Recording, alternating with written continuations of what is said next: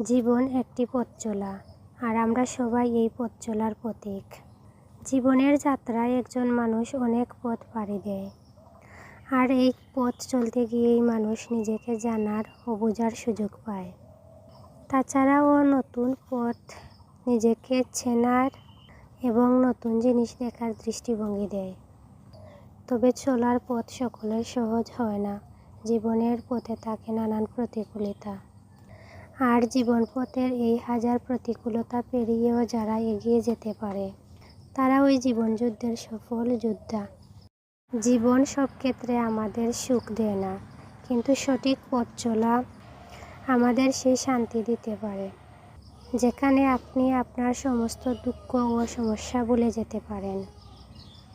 জীবনে কেউ তাদের গন্তব্যে পৌঁছানোর জন্য ক্ষুধার্ত, কেউ আবার অর্থ উপার্জনের জন্য ক্ষুধার্ত। সত্যি কথা বলতে, আমার কাছে জীবন পথের যাত্রার সঠিক কারণ সুখী হওয়া। জীবন চলার পথে নানা বাঁক আসবে, যেগুলো হয়তো আপনাকে পিছনে ফিরে যেতে বাধ্য করবে, কিন্তু আমিও আমাদের উচিত সামনের দিকে এগিয়ে যাওয়া। যদি তুমি জীবনের যাত্রাপথে চলতে শুরু করে থাকো, তবে তা তুমি সম্পূর্ণ করো। কে জানে, নতুন কিছু অভিজ্ঞতা তোমার জীবনকে হয়তো বদলে দিতে পারে। জীবন একটি ক্যানভাস, যেখানে প্রতিটি মুহূর্ত একটি নতুন রং।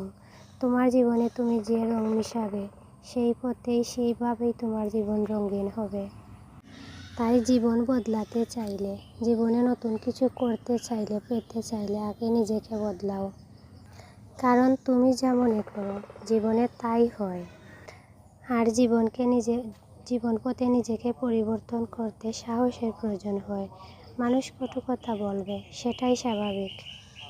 সেটা মেনে নেওয়ার মতো সাহস, শক্তি ও মনোভাব থাকতে হবে। যদি তুমি মানুষের কটু কথা মেনে নিতে পারো, তাহলে জীবনে তুমি সফল হবে। জীবন কারোর জন্য থেমে থাকে না, তাই জীবনের মতোই জীবনকে পরিচালনা করতে হয়।